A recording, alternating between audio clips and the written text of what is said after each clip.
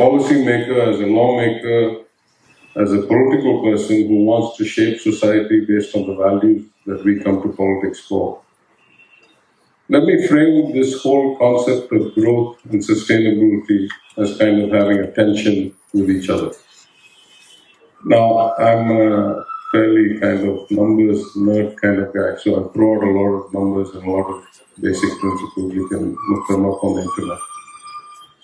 But the basic principle is that as the population of the world increases, as the wealth is extracted in terms of ore or production, as wealth is created, one number keeps increasing steadily, and that is the adjusted for inflation, or what we call real, per capita, per person, wealth in the world keeps on increasing. That you take, of course, there are recessions and growth periods, but if you take any 5-year period in the history of mankind, barring things like the plague or meteors hitting the earth, that statistic is always increasing. So the question comes, if the overall wealth of the world is continuously increasing, how is it that so many people are left without clean air, without a trash-free or garbage-free environment, without good water to drink, without good hygiene, and in fact, in many cases, without basic nutrition? And I think the fundamental concept of this conference, when you talk about sustainability and Industry 4.0, you should really go back all the way to Industry 1.0 and say that this tension between growth and equality, almost always rapid growth and any growth will lead to an increase in inequality, will lead to a reduction in inequality unless you have government programs, regulatory models, and systematic efforts to offset this. Let me step back a little and go, let's say, to the founding of the field of economics. Most people would say the first real economist was Adam Smith, who took the philosophy of human wants, needs, desires, work, and converted it to the field that we now know as economics. Now, Adam Smith had a very clear, what we would call today, conservative view of economics or policy or government's role. He said the market is efficient in itself. The concept was laissez-faire, let them be. Each man acting in his own interest without any kind of overt regulation, rule, control, or what he called the invisible hand, leads to the best outcome for all humanity. That is conservative economics in one sentence. But conservative economics did in fact lead to growth. Nobody can argue that. The notion of division of labor, the notion of specialization, really the first industrial revolution, mechanization, the advent of steam, the advent of machines that could be driven by power, hydraulic steam, led to a rapid increase in the world's wealth.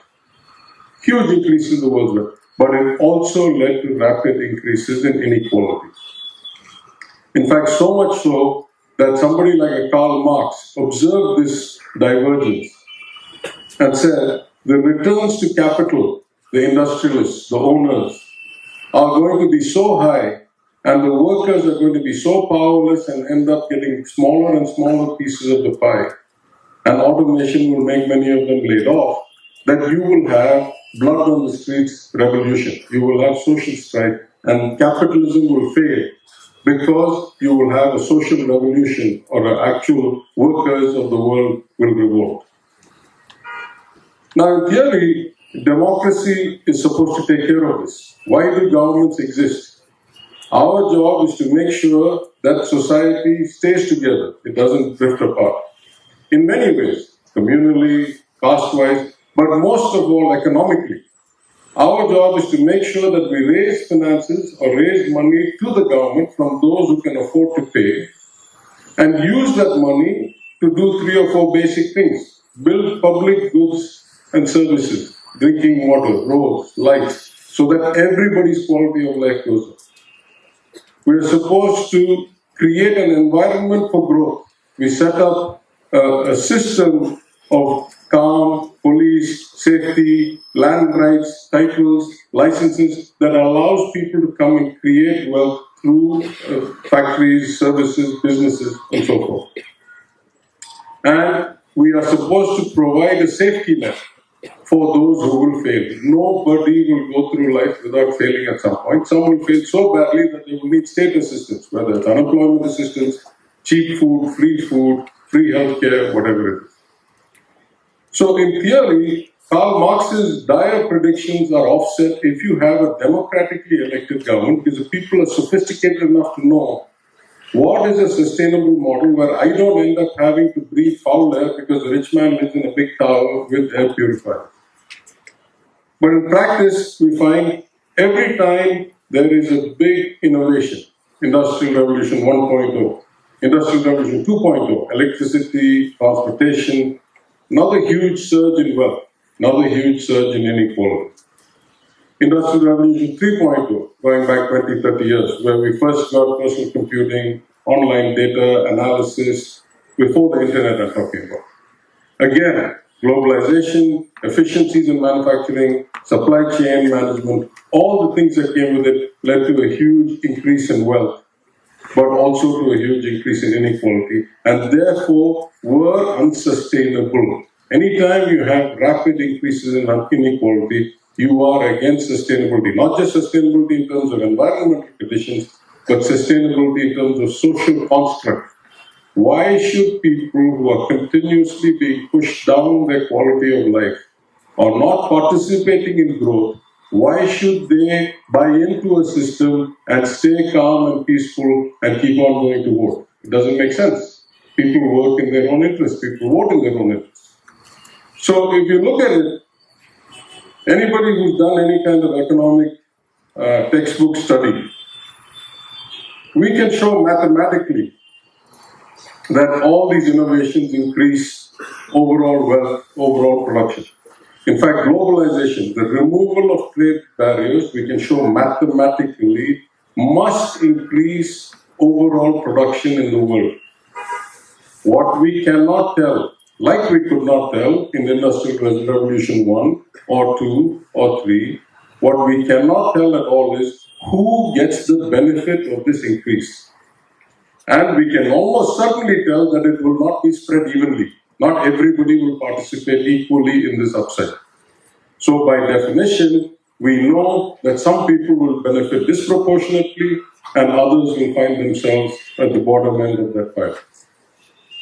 So throughout the philosophy of kind of democracy, politics, economics, we try to come up with ways. We try to come up with ways that will mitigate this otherwise kind of progression. The natural progression of the world is to lead to greater entropy, greater disorder, and greater inequality. All things left equal. If government didn't play a role, if regulators didn't play a role, you would find that the wealth gap spread. The rich would get richer. They would figure out, as Rajan, our former RBI governor, once wrote in his book, Saving Capitalism from the Capitalists. He says, the very capitalists who figure out how to win, then go and kind of decay the democratic system. Use lobbyists, use money, use whatever to change the rules to make sure that their position is protected and the next competitor cannot come.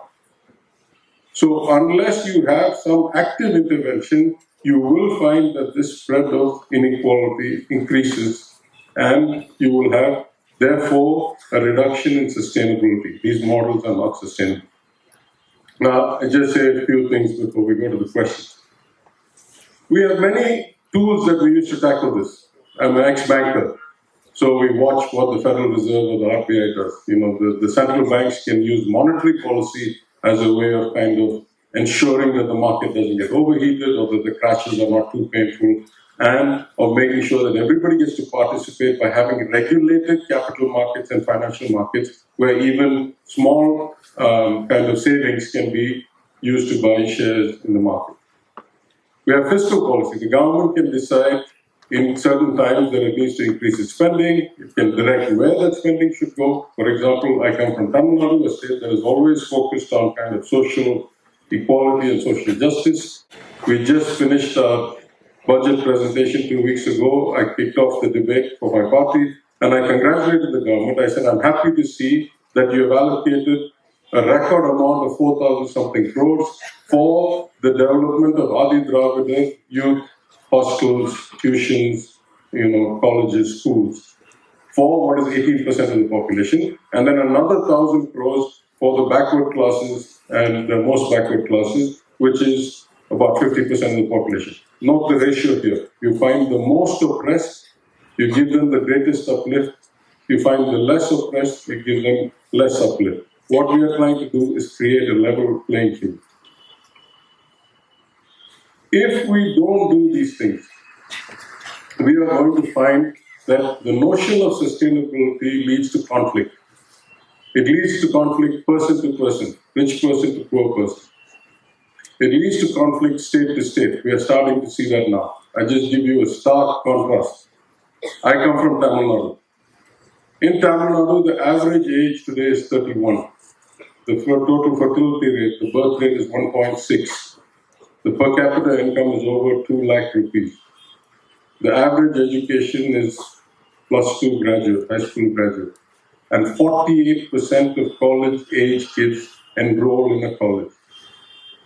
In Bihar, that number is average age 19, average education elementary school dropout, average income per capita income about 45,000 rupees, and less than 20% of college-age children enroll in college. This is despite the fact that for the last 70 years, through the finance commissions, the central government has been taking more and more taxes away from the richer states like Karnataka, Kerala, Tamil Nadu, Andhra, and sending them to the poorer states like Bihar, UP, etc. We have no problem. We are good citizens. In a federal society, those that are well off should support those that are not well off. But in China, when the coastal provinces send money to the rural, the gap narrows. In America, when New York and California pay more taxes and Missouri and Kansas and North Dakota and Montana benefit from them, the gap narrows in any measure, in per capita income, in education, in quality of life, in anything. In Europe, when Germany and France and the Scandinavian countries that are part of the Union give money, and the Portugal, Spain, Italy get the benefit, the gap narrows. In India, we keep sending the money and the gap keeps widening. And here is the problem, the root problem of inequality. You cannot break inequality. You cannot create sustainability by band-aid solutions. You cannot create them by doing money transfers today. You cannot solve them by having one-off programs. You cannot solve them through flooding the world markets with liquidity as you did after the global financial crisis. You cannot say that the response to trade problems is that we will put up barriers. The only way that you can break inequality and therefore increase sustainability is to start at the roots, at the grassroots. You start with ensuring that every baby has a chance to stay alive. You focus on things like infant mortality rate. You start with providing nutrition and education to all. In Tamil Nadu, under the Justice Party, in 1921, they passed a resolution, a law, that women have the right to vote before women had the right to vote in London. We made sure that we were equal society. They passed a law that elementary education is compulsory for boys and girls. We made sure that every member of society was given basic education. For 40, 50 years, we have kept on expanding the free noon meal program, where we give them food and eggs and everything. So we make sure that they are growing up with proper health and proper kind of nutrition. If you do not start at the bottom, if you do not start with the children and with the women, if you do not pass laws like we have in Tamil Nadu, that women have equal rights to property, equal rights to education, if you do not reserve seats for them in political positions, you cannot break out of this inequality problem. It is not a simple issue, but it is a clear issue. It requires decades of constant vigil and constant policies that must start from the bottom of the problem, and you must work at it for decades before you can get a greater feeling of inequality kind of set aside and work towards a harmonious society. Now it's ironic. When I look at the state level, I tell you the difference. And I say the Gini coefficient, which measures the spread of wealth in Tamil Nadu, is a lot lower than it is in Gujarat or Maharashtra or any other part of India. Lower than in Karnataka. If I look at countries, places like Singapore, places like Australia, New Zealand, Scandinavia, that have focused on these kinds of principles from the beginning, have much better development and much less unequal societies. In fact, were you to do a statistical correlation, you will find that those parts of the world that have less inequality have the highest per capita income and have the highest quality of life. So to me, before we start kind of us versus them, who's polluting, how much carbon dioxide, how much plastic is being used. Of course, I'm going to talk my own book. Every industrialized nation already polluted the world fully. Now they have the money to go to solar power, and they look at India and China and say, why are you still using coal? I still haven't read, rural electrification is not done. In Tamil Nadu is done, in South India is done, in North India is not yet done. So is it more important that the poorest of the poor have lights and a fan, or should we start cutting carbon emissions for the rest of the world's sake? These are all difficult conundrums. And they cannot be fixed post hoc, they cannot be fixed ad hoc, and they cannot be fixed with band-aid solutions.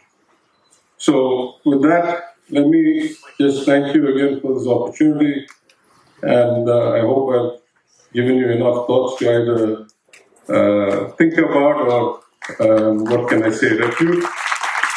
And I wind up with a very pleasant. Thank you.